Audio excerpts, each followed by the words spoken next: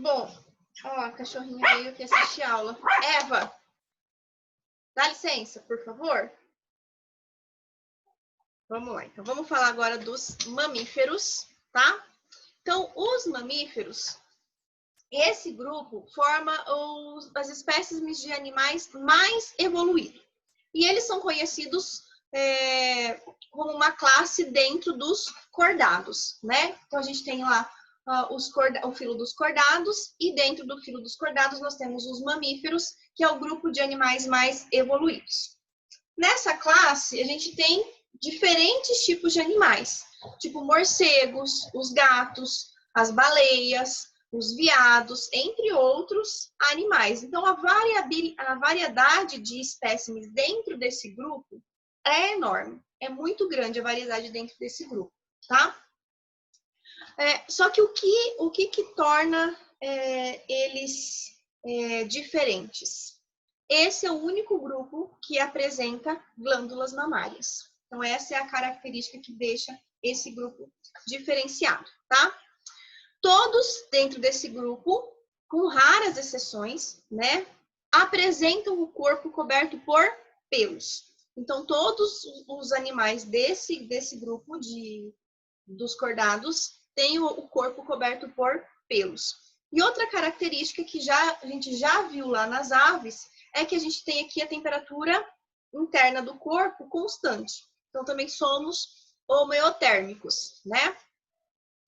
Uma outra característica bastante importante desse grupo é o cuidado com a prole, né? Então, os cuidados com a prole são mais desenvolvidos dentro do reino animal e atinge o seu clímax.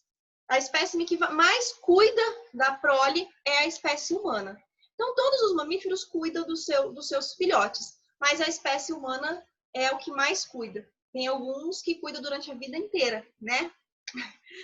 São ainda animais extremamente adaptáveis, né?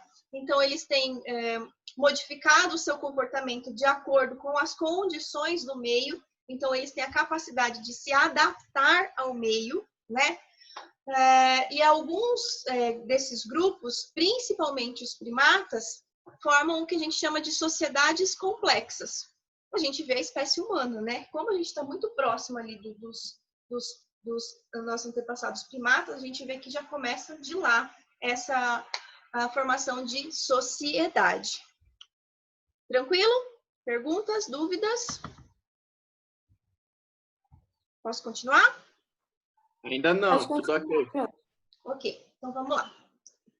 Uma característica, então, que é única dentro desse grupo, que nenhum outro grupo apresenta essa capacidade, é a capacidade de brincar. Só os mamíferos têm capacidade de brincar. Você vê quando você adota um cachorrinho, um filhote, né, Carol? Eles brincam tanto que comem até o reboco da parede da casa. E é só esses bichinhos que têm a capacidade de fazer isso. Só os mamíferos que têm capacidade de brincar, tá?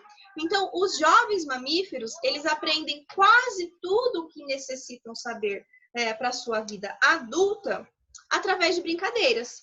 Então, onde eles vão aprender a caçar, como eles vão aprender a caçar, as técnicas de luta, até mesmo o acasalamento, eles aprendem brincando, tá? E essas brincadeiras estabelecem frequentemente uma hierarquia. A gente sabe que dentro das sociedades, das populações, existe uma hierarquia. E ela, normalmente, na espécie dos mamíferos, ela é estabelecida já durante as brincadeiras, tá?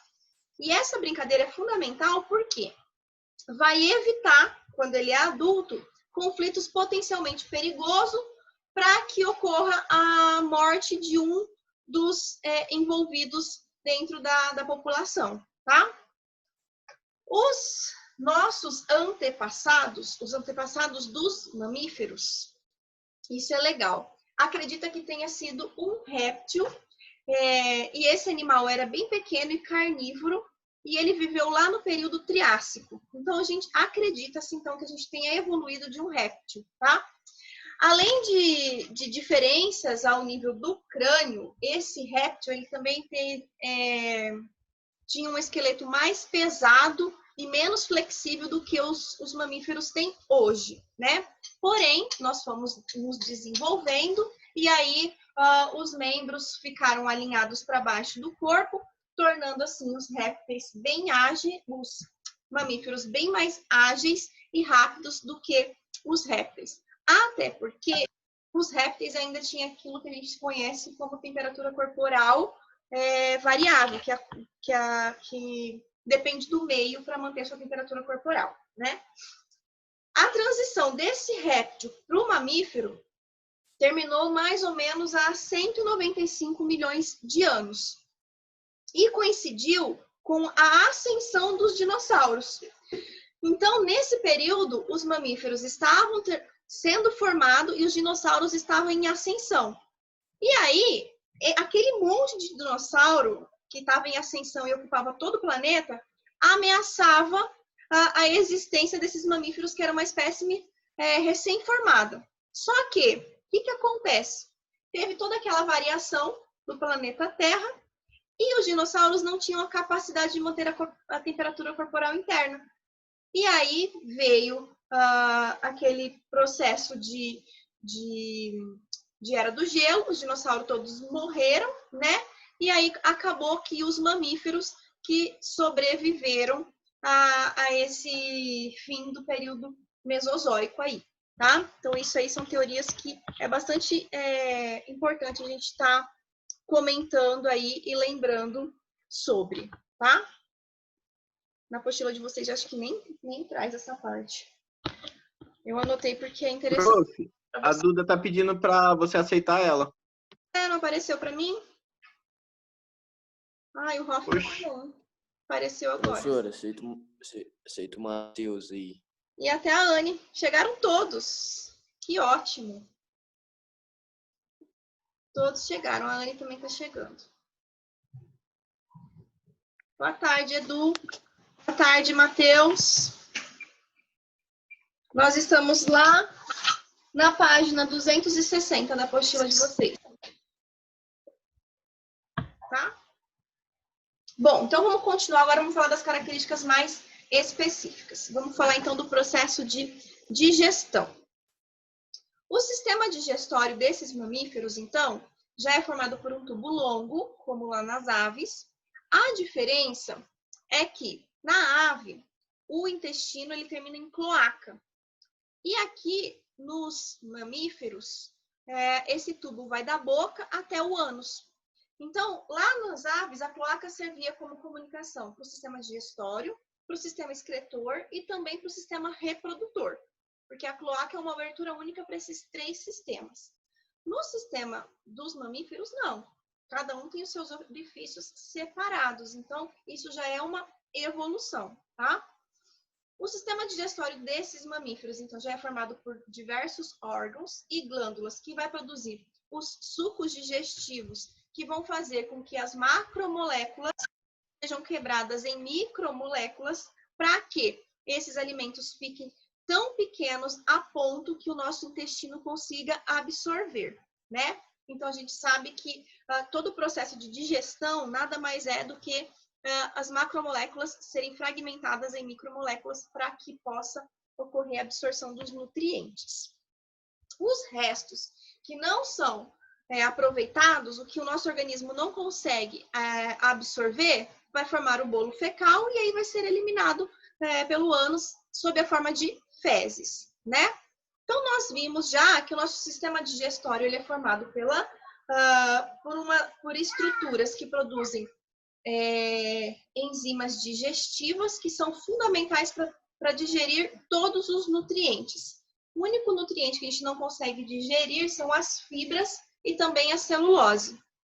Mas aí, como a gente já viu, o grupo do Hoffman e do Braganholo já explicou para a gente que alguns mamíferos conseguem fazer a absorção da celulose, que são alguns herbívoros, como o boi, a cabra, a girafa, o cavalo, né? Que são os ruminantes. Então, esses animais, eles possuem lá no seu estômago, como eles contaram para a gente durante o trabalho, algumas bactérias e alguns protozoários que conseguem fazer a digestão da celulose, né? Então, esses animais que têm esse sistema de rumen, eles têm 2 estômagos, né? E a digestão dura muito mais. E o alimento passa 2 vezes pela boca. Então, por isso que eles ficam ruminando durante todo o dia. O alimento volta para a boca e eles engolem novamente. Então, esse processo é longo justamente por isso. Bom, além de tudo isso que nós temos também os dentes. E esses dentes, geralmente, eles são de 3 tipos. Então, nós temos os incisivos, que são esses dentes da frente, que tem função de cortar, de morder, né? Nós temos os caninos, que normalmente são 4, esses dentes mais pontiagudos, que têm a função de rasgar, e os pré-molares e os molares, que têm a função de esmagar. Só que cada mamífero vai ter um tipo de dentição diferente. Por quê? Vai depender da dieta. Quando a gente pensa nos ruminantes, os ruminantes ficam triturando o dia inteiro. Então, os pré-molares desses animais são muito mais desenvolvidos, eles não têm caninos. Quando a gente pensa no lobo, no cachorro, eles rasgam a carne. Então, eles têm os caninos muito mais desenvolvidos.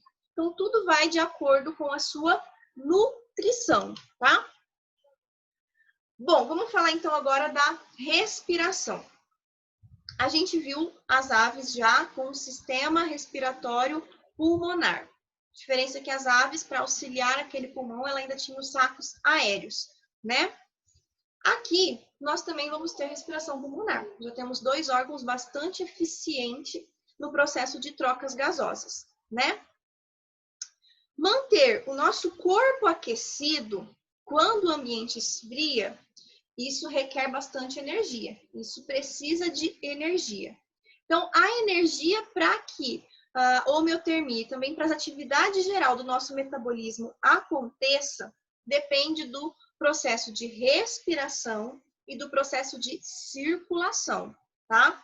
Então, depende da captação do oxigênio e do seu transporte pelo corpo para juntar com o nutriente, fazer a produção de energia para conseguir manter os nossos processos metabólicos. Vamos fazer aquela associação que eu sempre falo para vocês que é bastante importante, existente entre 3 sistemas do nosso corpo: sistema circulatório, sistema respiratório e sistema digestório. Alguém se arrisca? Alguém quer falar essa associação que eu já perguntei para vocês lá atrás no 2º ano? Ninguém? Ninguém se arrisca? Marcelo, quer falar? Eu tô aqui meio com medo de falar e falar errado. Quer tentar? É o respiratório, circulatório e? O digestório. Vixe, prof. Vixe. Ninguém quer tentar? Então, vamos lá, ó. Por que eu falo que esses 3 sistemas, eles atuam em conjunto para manter a nossa temperatura corporal e também para produzir energia necessária para todas as nossas atividades metabólicas? Porque nós temos primeiro a nutrição, que é a captação da glicose a partir do processo de digestão. Então, quando a gente se alimenta, a glicose dos alimentos vai para dentro da célula e fica lá armazenada. Aí, nós temos um outro sistema, que é o sistema respiratório, que vai captar o oxigênio do meio externo. Então, no processo de inspiração, entra o oxigênio, passa por toda a nossa pelas nossas vias aéreas, chega nos alvéolos, ocorre hematose. Esse oxigênio entra nos capilares sanguíneos e torna o sangue rico em sangue arterial. Esse sangue que é arterial agora, ele vai até o coração, que é a nossa pequena circulação, através da veia pulmonar, a nossa única veia que vai transportar sangue arterial. Esse sangue arterial vai entrar pelo ventrículo esquerdo, pelo átrio esquerdo, vai para o ventrículo esquerdo e ele vai ser bombeado para todo o corpo através da artéria aorta. Essa artéria vai se ramificar em arteríolas e vai chegar nos capilares. Os capilares, eles envolvem as células. Aí, o que acontece? O oxigênio que está nesse sangue arterial, ele atravessa a membrana da célula e vai entrar na mitocôndria. E aí, a glicose, que já veio da alimentação, vai juntar com o oxigênio, vai produzir gás carbônico, vapor de água e ATP. Então, produziu ATP, que mantém todo o nosso metabolismo funcionando, e produziu gás carbônico. Aí o gás carbônico vai para onde? Vai atravessar os capilares, vai para as vênulas, veias, e aí essas veias estão carregando sangue agora rico em gás carbônico, sangue venoso. Aí vai chegar no coração, vai entrar pela veia cava inferior, pela veia cava superior, no átrio direito, passa pelo ventrículo direito, e aí vai para o pulmão, lá pela nossa artéria pulmonar. A artéria, por quê? É a única artéria do corpo humano que vai conduzir sangue venoso. Quando chega lá no pulmão, nos alvéolos a gente tem aquele monte de capilares, ocorre as trocas. O gás carbônico vai para os alvéolos e faz o processo inverso no processo que a gente chama de expiração.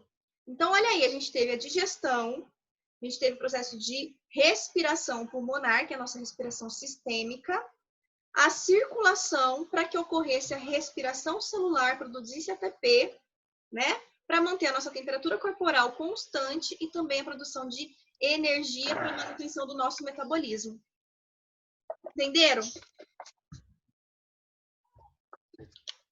E aí? Dúvidas, perguntas? Posso continuar? Sim, não? Prof.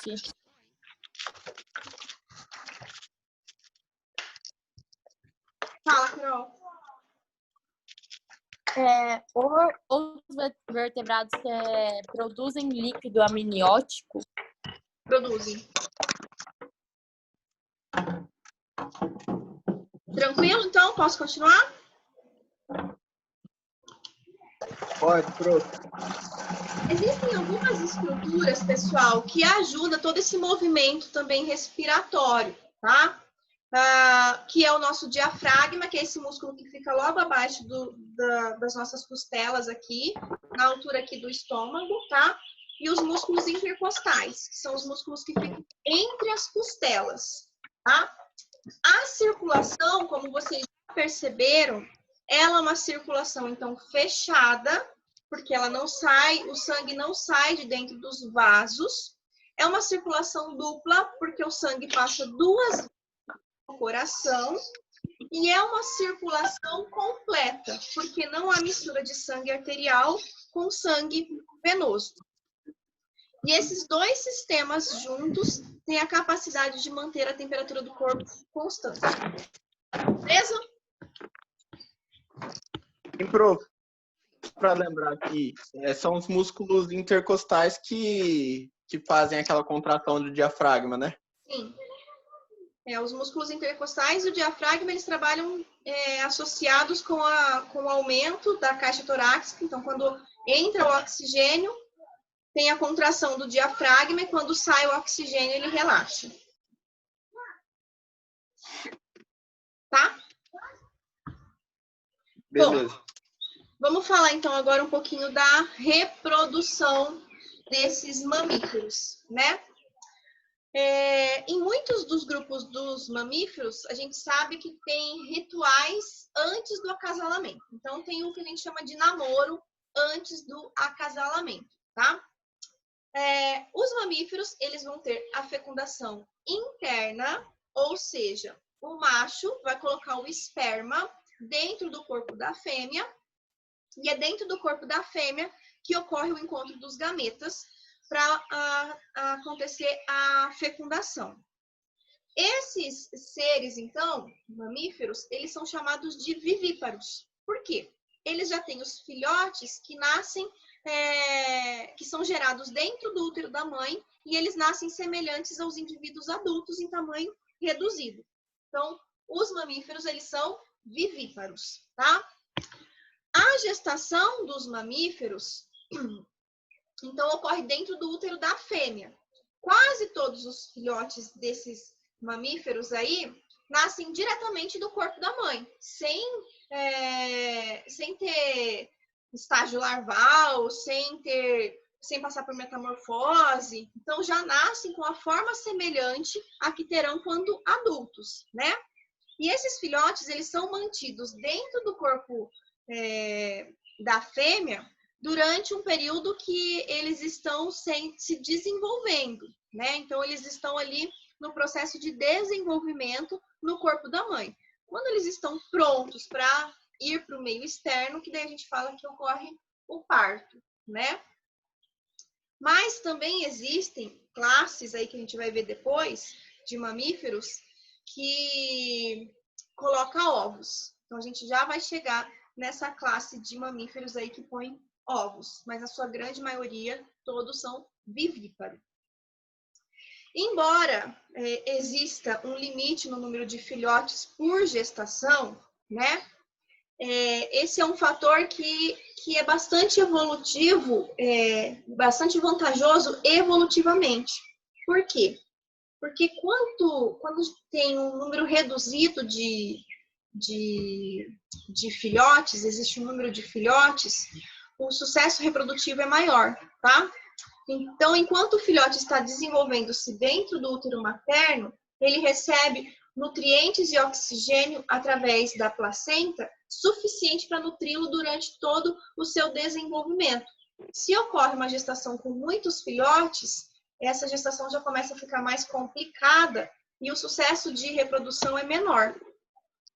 Nós somos agora seres, então, que já vai falar, então, dos seres placentários. O grupo da Evelyn, do André, lá atrás, explicou os anexos embrionários. Não, do André, foi o André falou do tipo de ovos, né? Foi a Evelyn que falou dos anexos. Então, ela já falou pra gente da placenta, da importância dessa placenta, que toda a nutrição acontece ali através do cordão umbilical. E essa é uma estrutura formada na parte interna do corpo da mãe. Então, por isso que o embrião, o feto, desenvolve tanta interdependência com a mãe durante o processo de reprodução. Além de nutrir o embrião, os excretas e todos os restos produzidos pelo bebê também é eliminado ali pela placenta. Então, o bebezinho também vai estar eliminando ali os seus excretas pela placenta. O número de semanas de gestação vai variar de espécie para espécie. Então, a gente tem diferentes números de meses de gestação e de semanas também. Por exemplo, nós, seres humanos, a nossa gestação dura mais ou menos 40 semanas. Um elefante, a gestação demora 1 ano. Então, a gente vê que de espécie para espécie vai ter um número específico de meses para a gestação, tá? Então, não é todos os animais que apresentam o mesmo número de meses para gestação. Os mamíferos, eles vão se dividir em 3 grandes grupos. Então, vamos falar agora desses 3 grandes grupos com relação à reprodução, tá? Embora todos eles sejam dioicos, a gente sabe que todos eles têm sexos separados, com dimorfismo sexual bem característico, então tem o macho, tem a fêmea, bem separadinho, que a fecundação ocorra de maneira interna e que o desenvolvimento seja direto, tá? E que as crias também sejam alimentadas por glândulas mamárias, ainda existem diferenças. O primeiro grupo que eu vou falar para vocês aí inclui os monotremados. O que são esses monotremados? Esse grupo, então, inclui dois bichinhos, que é o ornitorrinco e a equidna. Esse bicho é totalmente diferente. Por quê? Ele põe ovo, como os répteis, né? E desses ovos nascem embriões minúsculos e esses embriões, eles vão se deslocar, eles vão ser encaminhados para uma bolsa, onde eles vão terminar o seu desenvolvimento dentro do corpo da mãe, lambendo o leite produzido por ela, tá? Porque esse é um grupo que também não possui mamilos. Então aí a gente tem um bicho muito esquisito. Ele tem bico, ele põe ovo, mas ele produz leite e o desenvolvimento do embrião é dentro de uma bolsa, tá? Depois, nós temos um outro grupo, que são os marsupiais. Nesse grupo, a gente tem como principal representante os cangurus, né? Os cangurus, eles não têm placenta para nutrir o embrião durante o seu desenvolvimento no útero. Então, quando eles nascem, os embriões não se encontram pronto. Então, as fêmeas possuem um sistema reprodutor duplo, tá? Porque elas têm 2 úteros e 2 vaginas laterais. E aí as crias nascem através de um canal de nascimento, que é um canal central independente, e aí vai permanecer aberto por algumas espécies ali por algum tempo, e aí vai ser nutrido também dentro da bolsa do marsupial. Esse processo de desenvolvimento do bebezinho fora do útero dela ali, também é uma característica dessa classe. E o último grupo que a gente tem aí são os placentários, né? Nós somos placentários. Então, a maior parte dos mamíferos são placentários, que o desenvolvimento do embrião acontece dentro de uma placenta, um anexo embrionário extremamente importante. Certo? Tranquilo, pessoal? Oi.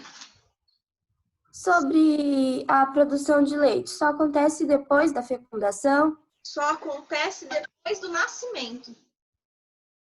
As glândulas são estimuladas durante toda a gestação, mas elas só vão começar a produzir depois que ocorre o parto, que daí vai ter produção de hormônios para ativar a lactação. Em todos os mamíferos? Tá? Em todos. Inclusive no ornitorrinco. Só começa a produzir leite quando esse embrião chega na bolsinha, que vai começar a lamber ali o leite produzido por ela. Sempre assim.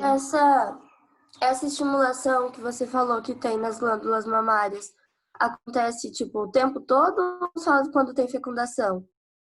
Só quando tem fecundação. Só acontece depois que tem o bebê, né, na verdade. Então, porque é uma estimulação de origem hormonal e também de origem mecânica, tá? O filhote tem que estimular os mamilos para que o cérebro produza o hormônio que vai lactar. Eu tinha visto um negócio que, tipo, a cadela, no caso, produzia leite a cada cio. Na verdade, não é que ela produz o leite. Quando ela está no cio, ela está pronta para reproduzir. Então, as glândulas mamárias delas estão estimuladas, estão prontas para a reprodução. Não que ela vá produzir leite suficiente para um filhotinho ali, se ele não existir. Ah, tá, entendi. Certo? Dúvidas, perguntas? Vocês estão escutando uma criança gritar aí? É uma guerra entre 2 irmãos.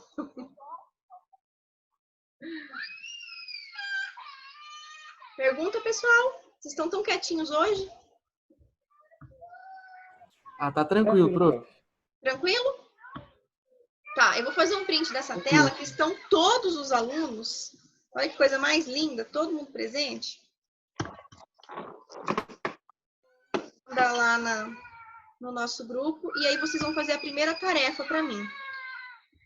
Que vai ser o módulo 32, tá? Então, vocês vão mandar para mim esse primeiro módulo. Já vou colocar lá na plataforma o espaço para vocês colocarem a tarefa. E aí, na sequência, a gente faz uma aula de química, certo? Beleza, prof. Combinado. Combinado? Então, beleza. Já vou colocar lá no grupo. Tá. Até daqui a pouquinho. Falta só 3 minutinhos também para acabar essa chamada.